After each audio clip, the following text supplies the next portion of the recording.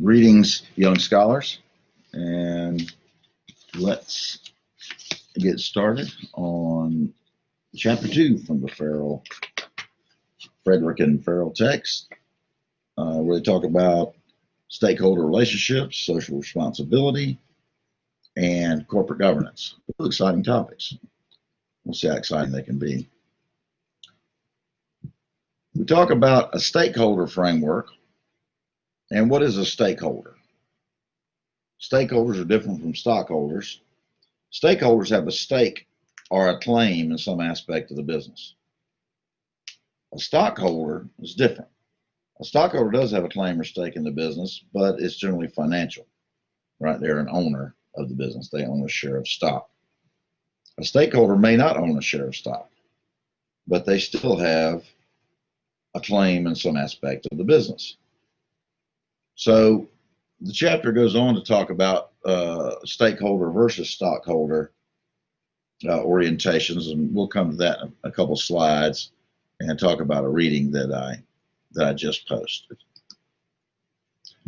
So stakeholders, a customer can be a stakeholder. An investor, obviously, they could also be a stockholder and a stakeholder. The employees, they get a paycheck, that's how they support their family, they're a stakeholder. Suppliers, government agencies, the community they live in. Dalton, the city of Dalton, Georgia, is a stakeholder with respect to the carpet plants up there, because they're hoping that the carpet plants don't pollute the groundwater. They have a stake in that. They live there. They drink water. So stakeholders can influence and are influenced by the business. So we have two basic categorizations that they make: primary stakeholders and secondary stakeholders. So primary stakeholders, the firm absolutely has to have. You have to have customers. You might have to have investors. Secondary stakeholders, not as essential. You could conduct business without them, but it's important. You would like to have conservation groups be on your side and not against you. You would like to have the AARP retired lobby on your side and not against you. Now, you might not have to have them. They might not be customers of yours, but you would like to have them. All right, so that's the main difference between primary and secondary. And this picture, it goes a long way toward clearing that up. So you can see the inside group, the circle, are primary stakeholders, the ones you absolutely have to have. So you want to have employees, customers, regulatory agencies, they govern what you do, the community, suppliers. You can see the company needs these to operate. Outside, you have mass media, competitors, trade associations, special interest groups. Those are secondary stakeholders. So they're not as essential, but they are still important. So what makes somebody a good corporate citizen? Well, in 2010, Corporate Responsibility magazine ranked these companies as the best corporate citizens that year. Hewlett-Packard at the top, Hess Corporation, which is an oil and gas company, at number 10. Still the top 10. You can see Intel, General Mills, Bristol Myers Squibb, Coca-Cola, the manufacturers of the elixir of the gods, Diet Coke. And Gap is in there. So how has that changed between 2010 and 2017? Well, these are the 2017 results from CR Magazine. My favorite one on here is that Microsoft, they've gotten a yellow card, like in soccer or football. So it's like a double secret probation. Leading the list is Hasbro, which is, the toys that, big toy manufacturer. They make other stuff too. Intel is there. Campbell Soup, Cisco, Hormel, Lockheed Martin, which has a big operation in Marietta, Georgia. where they make the big, whatever, the stealth bomber, and Ecolab. You see those in a lot of restrooms. They provide the soap and the cleaners and stuff like that. But anyway, you can see how they rank them based on their environment rank, climate change rank, human rights rank, employee relations, corporate governance, philanthropy, which is, giving away. Let's see where Campbell Soup goes on that. 27. That was their score. Financial rank. Are they a viable business? Are they still in Campbell Soup? Well, Ecolab is a 350. So that's how they rank and grade these companies. Corporate Responsibility Magazine is it's kind of the benchmark that people look at as far as whether the corporation is, exhibiting corporate responsibility. Sometimes it's called CSR, corporate social responsibility. Speaking of social responsibility, what is it? An organization's obligation to maximize its positive impact and minimize its negative impact, not on stockholders, but on stakeholders, everybody that has a stake in the business. So they list it here, not numerically, but with bullet points. But we can almost list it numerically, but we're going to use it as like building blocks. But economic is first. You'll notice on this list, even though it's not numbered first. And then legal, ethical, and philanthropic. Okay, economic is listed first. And if you notice on this slide, it is the base of the building. Now, why is that? Well, if you're not a viable business that makes money, you can be as good as you want to the environment and to stakeholders and to foster children and shelter pets and all that. But if you don't make money, you can't do any of that because you're not a going concern. So it's important that you make money. The primary responsibility, some would say maybe the only responsibility, Friedman would say that, is the purpose of a corporation is to maximize shareholder wealth only. So within the law, maximize shareholder wealth. Make all the money you can, or the value of their shares. And we're going to come to that in a minute. Back to that Friedman in a minute. So economics, the building block, and then legal. Are you abiding by the law? At a minimum, you should abide by the law. Ethically, you is one step past abiding by the law. A lot of times things that are legal are not ethical. Sometimes, and again, like I've discussed before, it can depend from industry to industry and company to company and different things. So next up the ladder is legal, followed by ethical. So is it ethical judged by the stakeholders? Is it ethical to be doing this thing in the eyes of the customers, employees, the city or state where you operate, etc.? And then at the top, philanthropic, giving back to society, sponsoring scholarships for people to go to school, things that don't accrue back to the stockholders directly. It may indirectly, and research has shown that. But this is where I've posted a reading that will be helpful to you on the midterm, a 1970 piece where Friedman lays out the argument that companies shouldn't worry about any of this other than economic and legal. Adhere to the law, make as much money as you can, pass that money down to your stockholders, let them give it away or do something philanthropic with it if they want to. Okay, that is his argument, and that's the kind of the classic shareholder view, as opposed to stockholder view, as opposed to the stakeholder view.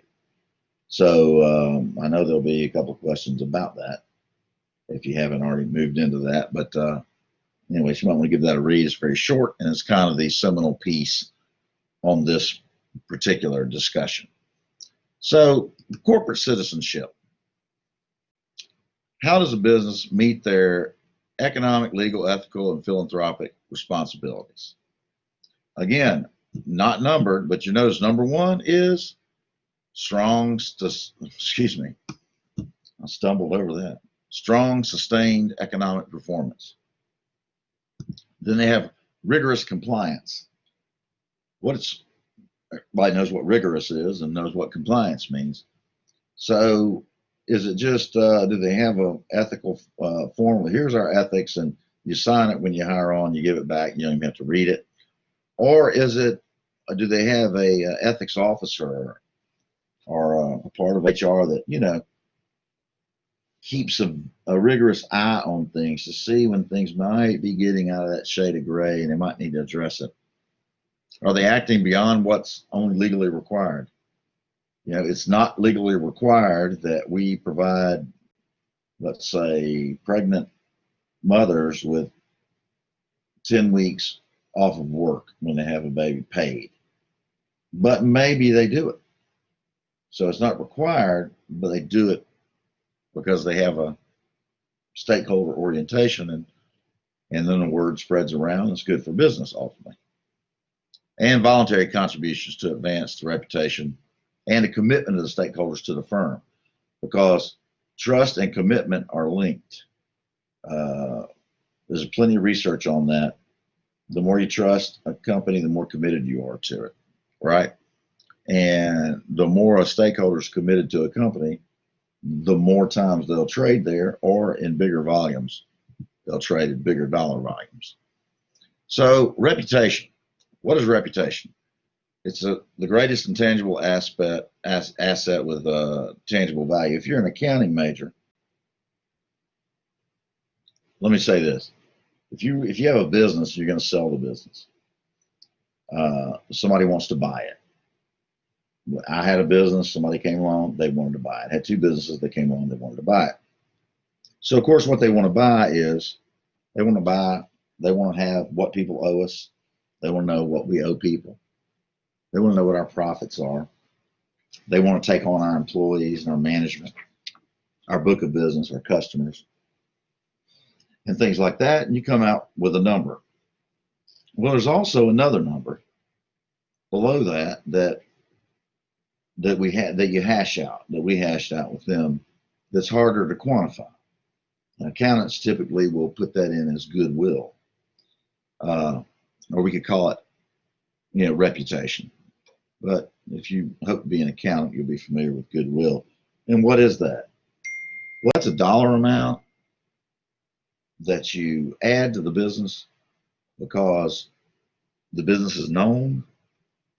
It's known in the industry, or it's known in the area, has a good reputation. People use it. They have been using it.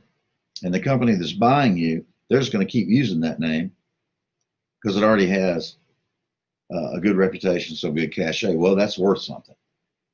You know, if you bought Starbucks, a company, ABC company, bought Starbucks. Well, the Starbucks brand and name is worth something. What's it worth? Well, that's something that you negotiate and work out, and that's worth some dollar amount. Again, accountants typically put that under goodwill, but it's similar to reputation. And the better the reputation, the more money that goodwill is worth if you go to sell the company, or when they value the company. They say, you know, Apple, that name is worth a lot. It's not just what they have in inventory and what they have in receivables and payables. It's also, what is that name worth to people in the marketplace? So who measures ethical companies? How do you know a company is ethical or not? Well, several people do. One of the ones that I follow and have followed for a while, and they're kind of the big dog in that, is they printed out, it's a company called Ethisphere. And they have you can see, if you go to their website, you can see how they measure the ethics of a company. So in 2010, these are the companies they ranked most ethical. Now, the site says worlds. It comes from the authors, but these are all, I believe they're all American companies. So you can look on their website for ethical companies in the world or ethical companies in a country. I think these are for the U.S., even though it says world's most ethical companies. And you recognize some in there. Now, 2010, you see Best Buy is in there. Best Buy has been struggling of late since 2010, and that was 8 years ago. Whole Foods is now owned by Amazon. Salesforce is bigger now than it was then. General Electric, I believe, is smaller now than it was then. Anyway, if I told you that only one of these companies was in the top 6 most ethical companies in 2018 so far for this year, which one do you think is in the top 6? I don't have the top. This is 2, 3, 4, 5, 6, 7. This is the top 16, looks like. I have the top 6 coming up. And one of these companies is in the top 6. Which one? I'll give you a hint. It has something to do with Georgia.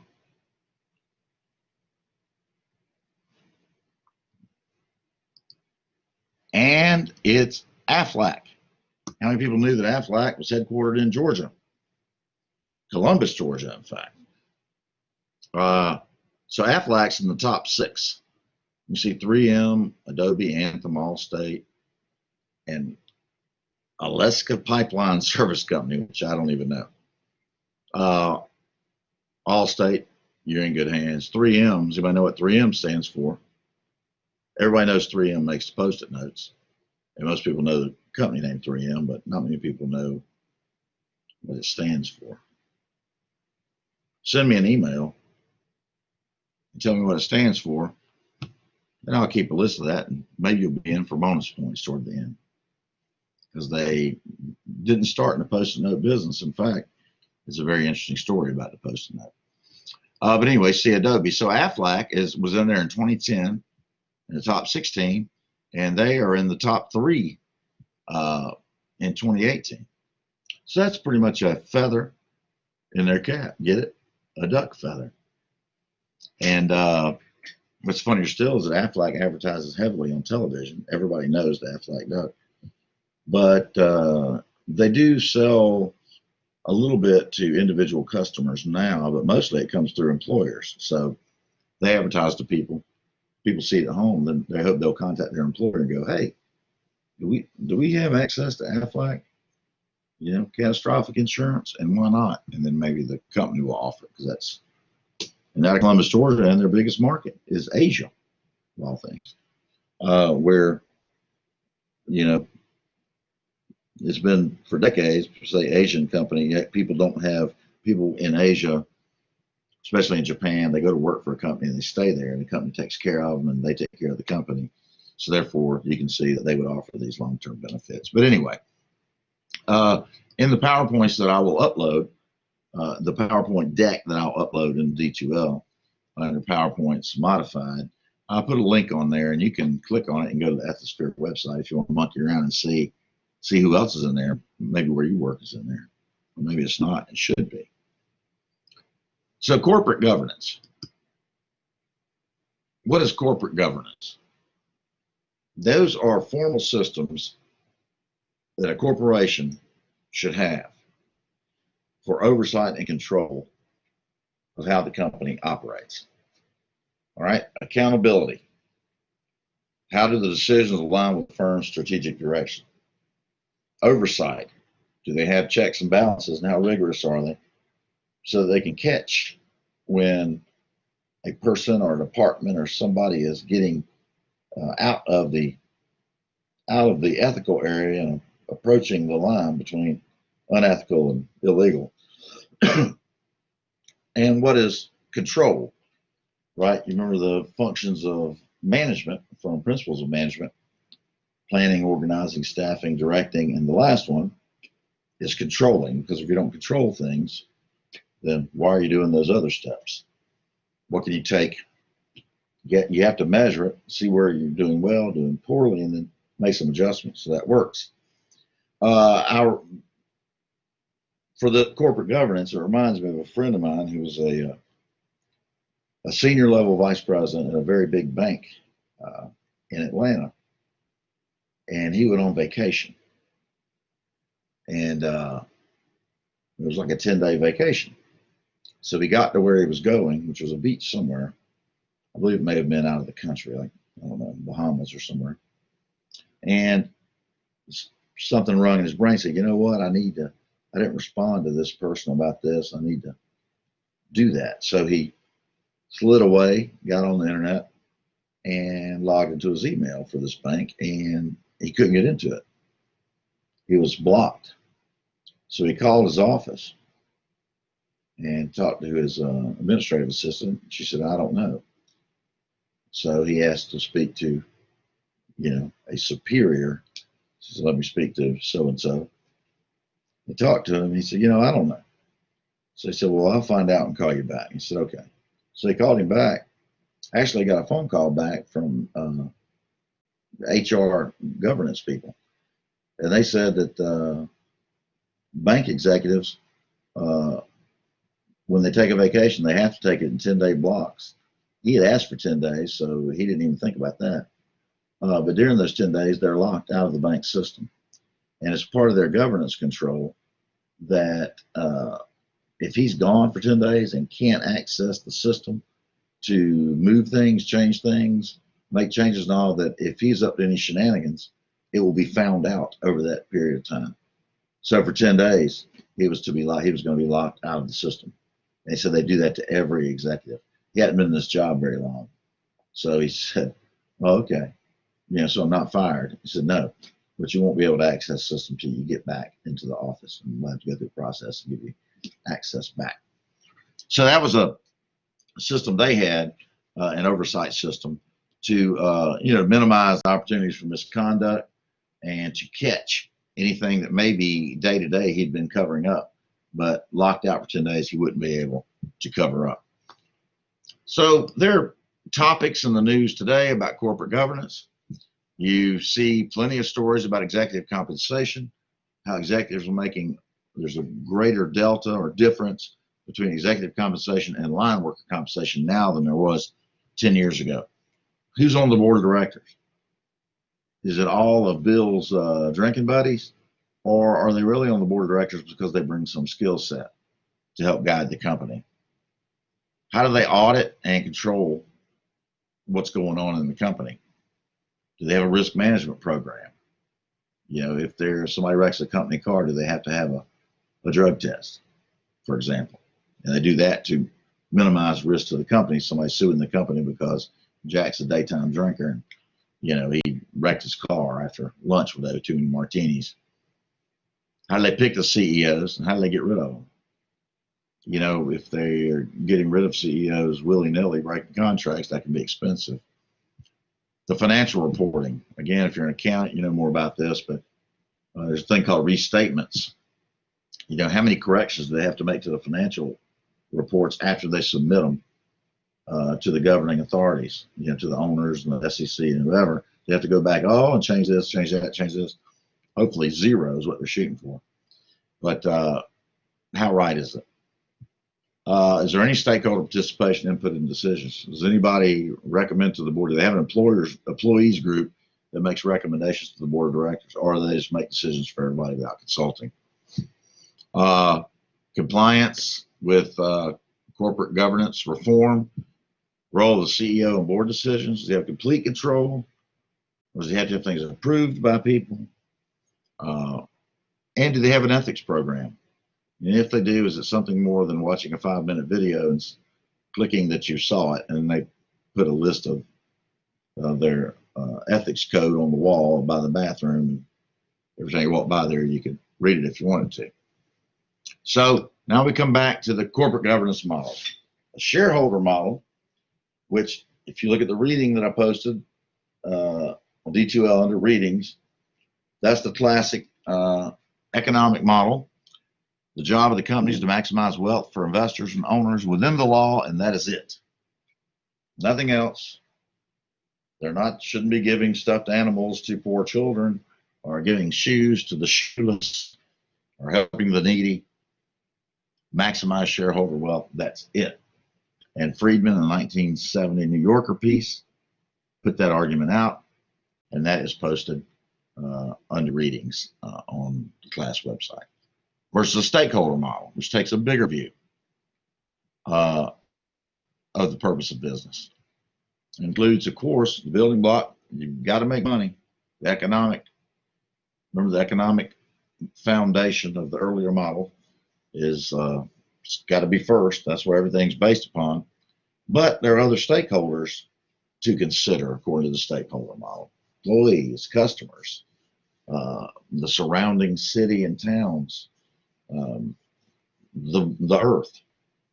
Should you be polluting the river so that you can make cheaper plastic widgets and ruin the environment of the area? That's so you have the shareholder model and the stakeholder model. Those are the two main differences. All right, two different ones, classification I should say. So let's talk about boards of directors. They hold final responsibility for the firm's success, failure, and ethicality of actions, in theory.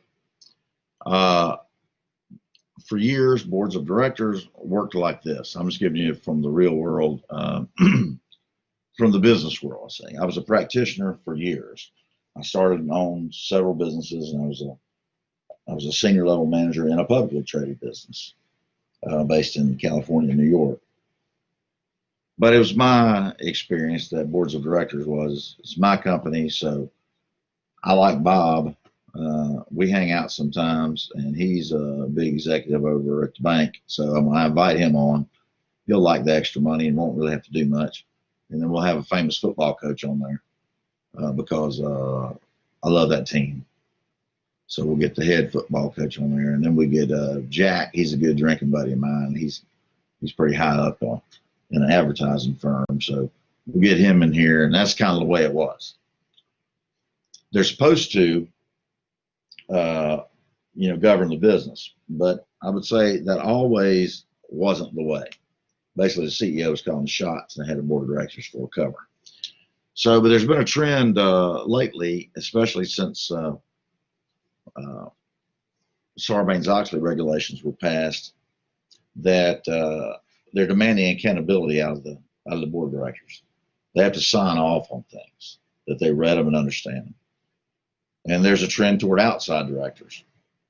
So instead of just being chosen for because they are your favorite football coach and you're a booster of that team, or they're your drinking buddy, or you want to try to buy a new beach house, and these guys build beach houses, that they actually have some expertise in subject matter important to the company.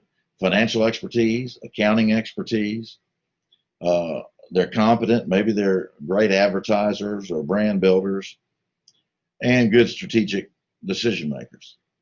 Not just somebody that you like who's your buddy, and then he invites you to be on his board. Both of y'all make money for doing nothing. And then again, executive compensation. Hot topic.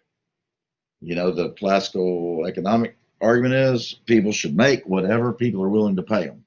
Now, I don't have a great argument with that. But when the gap between, executive compensation and worker compensation gets wider and wider and wider and wider, what does the CEO of the company, what do they know about living like one of their line workers? Can their line workers even afford their products, let's say? Should there be a connection between those two? A lot of people think they should be. So after the big financial meltdown, as we stated before, there were greater demands for company directors and executives to be accountable and transparent. So, in fact, Sarbanes-Oxley regulations require that you have an outside director on your board of directors that has some accounting and financial competence. They have they're degreed in that, and they have some experience in that. A CPA or somebody, an economist, or somebody who's familiar with finances and accounting, because CEO has to sign off on those reports, and they are liable if they're wrong. Whereas before Sarbanes-Oxley, nobody signed, the CEOs didn't, and the board didn't sign off on it. So those rules plus other rules, and this is the way it went forever. for a long, not forever, but for a long time, you would see board members are on, Jack has Bill on his board, Bill has Jack on his board, and you see this kind of small group of people, and they all serve on each other's boards, and they all get stock options and pay and this, that, and the other. It's really just a racket. So there have been demands for that to stop and for it to really be a board of directors, to have some people with expertise in different areas to actually govern and look over the business. Executive compensation, should it be very strictly linked to the company performance? You would think so. Is it always? Not necessarily. And when those news stories break, it's always a big deal. You say, well, we're cutting 300, or company X is cutting 300 positions at their plant in Michigan. Meanwhile, the board approves bonuses for the executives of $1 million apiece. Well, now those discussions are had a little bit. They're more lengthy discussions, not just announced. It still happens, and it does it, and it causes problems and makes news stories. But the problem is the second bullet. American companies are notorious for short-term focus, managing the earnings from month to month or quarter to quarter. Whereas, for example, back in the heyday of the Japanese business boom in the 80s, it wasn't linked to short-term goals, but long-term strategic goals. They want to be in these businesses in these areas, and people say that's better. Some people do, because it gives you a long-range focus. You're not just cutting employees and cutting pay to make next month's number, even though in the long term it hurts your business. So if executive compensation is linked to company performance, then perhaps the CEOs and the upper executives will just manage the books to make sure they're making their money and not thinking about the long-term investments they really need to be making. So that's why they would argue, well, we ought to be paid anyway because we're making these investments in research and development, so in the long term for the business, the long term, so it's more stable. So it's an argument that people, educated and learned people, have. And what's the right answer? Probably some aspects of both. So you can see some things have changed. However, board members they still make a lot of money. And we could get into it, but if you look at, you go to yahoo.com and the finance and pick a company and look at their board of directors and look at all of the shares of the company that they are given, either just flat out given or given options to buy below the market rate, you'll see why they serve on boards. It'll be very, very lucrative. So you see, now there are some mandatory retirement rules. That helps rotate people in and out. Women, 21% of new directors are women, but 10% of boards in 2010 had no women directors. You see more and more, we get more diversity. But prior to the 2000s, it was really an old boys club. And if you're not in the club, then you're generally not on another board, and you kind of cut out of the group. But over 50% of CEOs in S&P 500 do not serve on outside boards. So they concentrate on their business and not part of that money racket, just serving on boards and getting stock options and things like that. So the topics for this chapter were stakeholder relationships, which we've discussed, social responsibility, which we've discussed, and wound up with corporate governance. So with that, our next chapter will be the next one, which I believe is going to be 3. All right. Do the work, take the quizzes, read the chapters, view the PowerPoints, study hard, make good grades.